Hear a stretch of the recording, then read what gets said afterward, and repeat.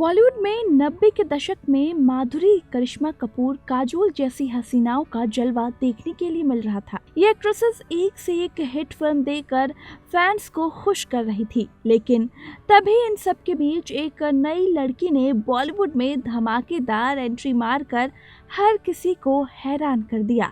इस हसीना ने debut film से ही लोगों को अपना दीवाना बना दिया, लेकिन जब बात शादी की आई तो रातों रात अपना करियर छोड़कर इंडस्ट्री से गायब हो गई। लेकिन हैरानी की बात यह है कि ये एक्ट्रेस छोटी उम्र में भी मुस्लिम परिवार में शादी न करने का फैसला ले चुकी थी। आइए आपको इसकी वजह बताते हैं। हिंदी सिनेमा में जब कभी भी डांस की बात चलती है तो लोगों के जहन में केवल एक ही नाम आता है, वो नाम है सदाबहार अदाकारा माधुरी दीक्षित का। माधुरी ने 1, 2, 3 करके लोगों के दिलों में एक ऐसी जगह बनाई जिसके बाद जिसने भी माधुरी को देखा तो कहा कि ना, उसके जैसी कोई दूसरी हो ही नहीं सकती।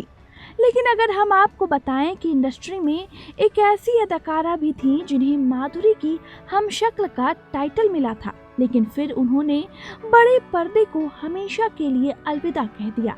हम बात कर रहे हैं गुजरे जमाने की एक अदाकारा फरहीन खान की। 1990 के दशक की सुपरहिट एक्ट्रेस फरहीन को माधुरी दीक्षित की हमशक्ल कहा जाता था। 90 के दशक में आई इस फिल्म जान तेरे नाम से फरहीन पूरे भारत में पॉपुलर हो गई थी। इसके बाद फरहीन को कई बड़ी बॉलीवुड फिल्मों में काम करने का मौका मिला। फरहीन ने अक्षय कुमार की हीरोइन के साथ साथ उनकी बहन का रोल भी फिल्म में निभाया है। फरहीन जिस तेजी के साथ बॉलीवुड जगत में छाई, उतनी ही तेजी से वो गायब भी हो गयी।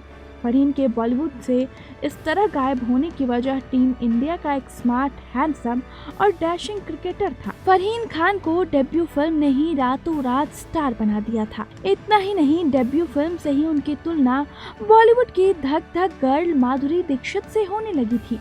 फरहीन को बॉलीवुड में छोटी माधुरी बोलने लगे थे। फरहीन को इंडस्ट्री में माधुरी दीक्षित की कार्बन कॉपी तक कहा जाता था। उनके नैन नक्श और चेहरे के हाव भाव बिल्कुल माधुरी जैसे थे। फरहीन की कुछ तस्वीरें तो ऐसी है कि आप पहचान ही नहीं पाएंगे कि ये फरहीन है या फिर माधुरी। फरहीन ने हिंदी के अलावा तमिल और कन्नड़ फिल्मों में भी काम किया है। भले ही हिंदी सिनेमा में फरहीन वो जगह हासिल नहीं कर पाई, लेकिन साउथ सिनेमा में उन्हें एक अलग ही नाम से जाना जाने लगा। साउथ इंडस्ट्री में फरहीन को बिंदिया के नाम से जाना जाता है। साल 1992 में अपने डेब्यू के अगले ही साल फरहीन की जिंदगी ने एक अलग मोड़ ले लिया। बॉलीवुड में डेब्यू करने के अगले साल ही फरहीन की मुलाकात भारतीय क्रिकेटर मनोज प्रभाकर से हो गई। दोनों की मुलाकात उस जिम में हुई जहां पर एक्ट्रेस फिटनेस के लिए जाती थी और इसी जिम में अक्सर क्रिकेटर ट्रीटमेंट के लिए जाते थे। 1993 में ही फरहीन के पास एक ऐसी फिल्म का ऑफर आया जो आज की कल्ट क्लासिक फिल्मों में शुमार है। फिल्म का नाम था बाजीगर।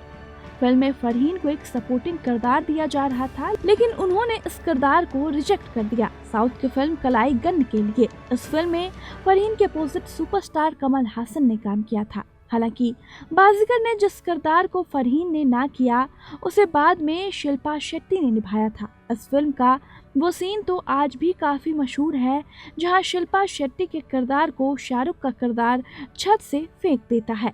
कलाई गन में कमल हासन की हीरोइन बनकर फरहीन को एक अलग नाम बिंदिया के नाम से जाना जाने लगा। हालांकि इस फिल्म में उनके किरदार के पास ज्यादा कुछ करने के लिए नहीं था। फरहीन ने हिंदी सिनेमा में इसके बाद 3 फिल्में की, जिसमें 1993 में आई फिल्म आग का तूफान, फौज और 1995 में अक्षय कुमार के अपोजिट नजर के सामने में काम किया। उन्होंने 1998 में इंडस्ट्री छोड़ दी। हालांकि कई सालों तक काम न करने के बाद फरहीन ने साल 2014 में फिर से एक बार हिंदी सिनेमा में वापसी करने की कोशिश की। उन्होंने अपनी डेब्यू फिल्म जान तेरे नाम के सीक्वल में काम करने का ऐलान किया था, लेकिन ऐसा कुछ हुआ नहीं। फरहीन ने पीक पर अपना करियर छोड़ दिया और भारतीय क्रिकेटर मनोज प्रभाकर से शादी कर ली। मनोज प्रभाकर जिस वक्त फरहीन से मिले तब वो शादीशुदा थे और एक बच्चे के पिता थे, लेकिन इसके बावजूद वो फरहीन के प्यार में पड़ गए। एक्ट्रेस को भी ये बात पता थी, लेकिन उन्होंने प्यार को पहला स्थान दिया और फिर दोनों के बीच कम ही समय में प्रेम कहानी शुरू हो गई। फरहीन और मनोज ने डेटिंग लाइफ में ज्यादा समय नहीं लिया। उन्होंने अगले ही साल यानी 1994 में शादी कर ली। इससे पहले मनोज प्रभाकर ने अपनी पहली पत्नी को तलाक दे दिया। फरहीन ने मनोज से पहली शादी हिंदी रीति रिवाज से की थी। फरहीन ने शादी के तुरंत बाद ही अपना सरनेम बदल लिया था। एक्ट्रेस अपनी शादी से बहुत खुश थी क्योंकि वो मुस्लिम परिवार में जन्म लेने के लिए बाद वो किसी हिंदू से ही शादी करना चाहती थी। बॉलीवुडशादी.com की एक रिपोर्ट के अनुसार एक्ट्रेस ने खुलासा किया था कि उन्होंने जवानी में ही हिंदू से शादी करने का फैसला किया था क्योंकि वो नहीं चाहती थी कि उनका होने वाला पति भी उनके पिता की तरह बहु विवाह करे, यानी कि और भी ज्यादा पत्नियां रखे। फरहीन खान ने शादी के चंद साल बाद ही अपने फिल्मी करियर को छोड़ दिया। उन्होंने 5 साल के करियर में 17 फिल्में की और अचानक ही फिल्मी दुनिया को छोड़ दिया। फरहीन ने जब सिनेमा छोड़ा तब उनका करियर पीक पर था, लेकिन उन्होंने परिवार के लिए सब कुछ छोड़ दिया। उसके बाद फरहीन खान मनोज प्रभाकर के साथ दिल्ली आकर बस गई। आज के समय में फरहीन और मनोज 2 बच्चों के माता पिता हैं। मनोज प्रभाकर का पहली पत्नी से बेटा रोहन भी फरहीन के साथ रहता है। फरहीन बिजनेस में भी हाथ आजमा रही है। Organic skin care line company चलाती हैं। नैनीताल में फरहीन का एक होम स्टे भी चलता है। उन्होंने पिछले साल अपने एक इंटरव्यू में जीवन के उतार चढ़ाव, बॉलीवुड करियर और शादी पर खुलकर बात की थी, जिसमें उन्होंने बताया था कि उन्हें फिल्म पाने के लिए बहुत ज्यादा स्ट्रगल नहीं करना पड़ा था। आज फरहीन और उनके पति एक लो प्रोफाइल जिंदगी जी रहे हैं और फिल्मी दुनिया से दूर हैं। तो कैसा लगा आपको आज की ये कहानी, हमें कमेंट करके जरूर बताइएगा। और बाकी कैसे और भी कहानियों के लिए देखते रहें TNP एक्सप्लोर के वीडियोस।